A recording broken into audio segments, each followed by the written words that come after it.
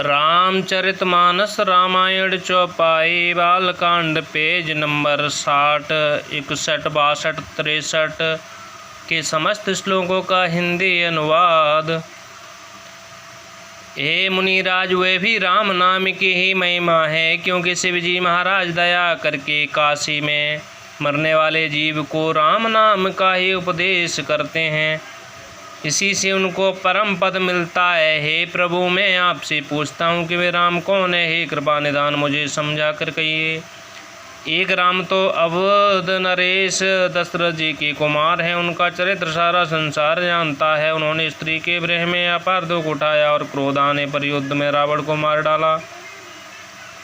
हे प्रभु, वही राम है या और कोई दूसरे हैं जिनको शिव जी जपते हैं? आप सत्य के धाम हैं और सबको जानते हैं। ज्ञान विचार कर कहिए।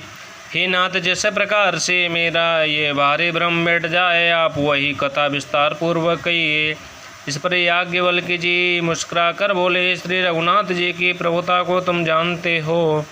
तुम मन वचन और कर्म से श्री राम जी के भक्त हो। तुम्हारी चतुराई को मैं जान गया। तुम श्री राम जी के रहस्यमय गुणों को जो सुनना चाहते हो, इसी से तुमने ऐसा प्रश्न किया है, मानो बड़े ही मूढ़ हो। हे तात, तुम आदर पूर्वक मन लगाकर सुनो। मैं श्री राम जी की सुंदर कथा कहता हूँ। बड़ा भारी अज्ञान विशाल महिषासुर है और श्री राम जी की कथा उसे नष्ट कर देने वाली भयंकर काली जी हैं। श्री राम जी की कथा चंद्रमा के किरणों के समान है, जिसे संत रूपी चकोर सदा पान करते हैं। ऐसा ही संदेह पार्वती जी ने किया था, तब महादेव जी ने विस्तार से उसका उत्तर दिया था। अब मैं अपनी बुद्धि के अनुसार वही उमा और शिव जी का संवाद कहता हूँ। जिस समय और जिस हेतु से हुआ, उसे हे मुनि तुम सुनो, तुम्हारा विषाद मिट जाएगा। एक बार त्रेता युग में शिवजी अगस्त ऋषि के पास गए। उनके साथ जगजननी भवानी सती जी भी थीं। ऋषि ने संपूर्ण जगत के ईश्वर जानकर उनका पूजन किया। मुनिवर अगस्त जी ने राम कथा विस्तार से कही, जिसको महेश्वर ने परम सुख मानकर सुना। फिर ऋषि ने शिव जी से सुंदर हरिभक्ति पूछी और शिव जी ने उनको अधिकारी पाकर रहस्य सहित भक्ति का निरूपण किया। श्री रघुनाथ जी के गुणों की कथाएं कहते सुनते कुछ दिनों तक शिव जी वहाँ रहे। फिर मुनि से विदा मांग शिव जी दक्ष कुमारी सती जी के साथ घर कैलाश को चले। उन्हीं दिनों पृथ्वी का भार उतारने के लिए श्री हरि ने रघुवंश में अवतार लिया था। वे अविनाशी भगवान उस समय पिता के वचन से राज्य का त्याग करके तपस्वी साधु वेश में दंडकवन में विचर रहे थे। शिवजी हृदय में विचारते जा रहे थे कि भगवान के दर्शन मुझे किस प्रकार हों। प्रभु ने गुप्त रूप से अवतार लिया है, मेरे जाने से सब लोग जान जाएंगे।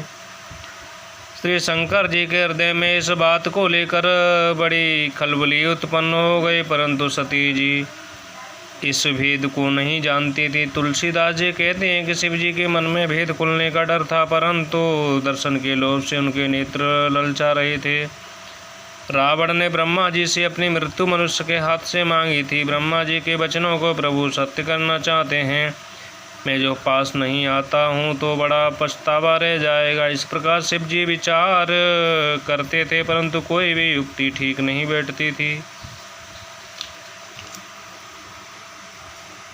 इस प्रकार महादेव जी चिंता के बस हो गए। उसी समय नीच रावण ने जाकर मारीच को साथ लिया और वह मारीच तुरंत कपट मृग बन गया। मूर्ख रावण ने छल करके श्री सीता जी को हर लिया। उससे श्री रामचंद्र जी के वास्तविक प्रभाव का कुछ भी पता न था। मृग को मारकर भाई लक्ष्मण सहित श्री हरि आश्रम में आए और उसे खाली देखकर, अर्थात वहाँ सीता जी को न पाकर उनके नेत्रों में आंसू भर आए। श्री रघुनाथ जी मनुष्यों की भांति विरह से व्याकुल हैं और दोनों भाई वन में सीता को खोजते हुए फिर रहे हैं, जिनकी कभी कोई संयोग वियोग नहीं है। उनमें प्रत्यक्ष विरह का दुख देखा गया।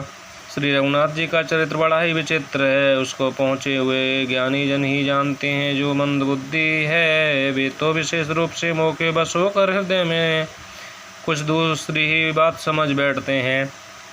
श्री शिव जी ने उसी अवतार पर श्री राम जी को देखा और उनके हृदय में बहुत भारी आनंद उत्पन्न हुआ। उन शोभा के समुद्र श्री रामचंद्र जी को शिव जी ने नेत्र भर कर देखा, परंतु अवसर ठीक न जानकर परिचय नहीं किया। जगत के पवित्र करने वाले सच्चिदानंद की जय हो, इस प्रकार कहकर कामदेव का नाश करने वाले श्री शिव जी चल पड़े। कृपा निधान शिव जी बार बार आनंद से पुलकित होते हुए सती जी के साथ चले जा रहे थे। सती जी ने शंकर जी की वह दशा देखी तो उनके मन में बड़ा संदेह उत्पन्न हो गया। वे मन ही मन कहने लगी कि शंकर जी सारा जगत वंदना करता है, वे जगत के ईश्वर हैं। देवता मनुष्य मुनि सब उनके प्रति सिर नवाते हैं। उन्होंने एक राजपुत्र को सच्चिदानंद परम धाम कहकर प्रणाम किया और उसकी शोभा देखकर वे इतने प्रेम मग्न हो गए कि अब तक उनके हृदय में प्रीति रोकने से भी नहीं रुकती। जो ब्रह्मा सर्वव्यापक माया रहित जन्मा गोचर इच्छा रहित और भेद रहित है और जिसे वेद भी नहीं जानते, क्या वह देह धारण करके मनुष्य हो सकता है। देवताओं के हित के लिए मनुष्य शरीर धारण करने वाले जो विष्णु भगवान हैं, वे भी शिव जी की भांति सर्वज्ञ है। विज्ञान के भंडार लक्ष्मीपति और अस्त्रों के शत्रु भगवान विष्णु के अज्ञानी की तरह स्त्री को खोजेंगे। फिर शिव जी के वचन भी झूठे नहीं हो सकते। सब कोई जानते हैं कि शिव जी सर्वज्ञ है। सती के मन में इस प्रकार का अपार संदेह उठ खड़ा हुआ, किसी तरह भी उनके हृदय में ज्ञान का प्रादुर्भाव नहीं होता था। यद्यपि भवानी जी ने प्रकट कुछ नहीं कहा, पर अंतर्यामी शिव जी सब जान गए। वे बोले, सती सुनो, तुम्हारा स्त्री स्वभाव है, ऐसा संदेह मन में कभी न रखना चाहिए। जिनकी कथा का अगस्त ऋषि ने गान किया है और जिनकी भक्ति मैंने मुनि को सुनाई, ये वही मेरे इष्टदेव श्री रघुवीर जी हैं, जिनकी सेवा ज्ञानी मुनि सदा किया करते हैं। ज्ञानी मुनि योगी और सिद्ध निरंतर निर्मल चित्त से जिनका ध्यान करते हैं तथा वेद पुराण और शास्त्र नेति नीति कहकर जिनकी कीर्ति गाते हैं, उन्हीं सर्वव्यापक समस्त ब्रह्मांडों के स्वामी मायापति नित्य परम स्वतंत्र ब्रह्मरूप भगवान श्री राम जी ने अपने भक्तों के हित के लिए अपनी इच्छा से रघुकुल के मणि रूप में अवतार लिया है। यद्यपि शिव जी ने बहुत बार समझाया, फिर भी सीता जी के हृदय में उनका उपदेश नहीं बैठा।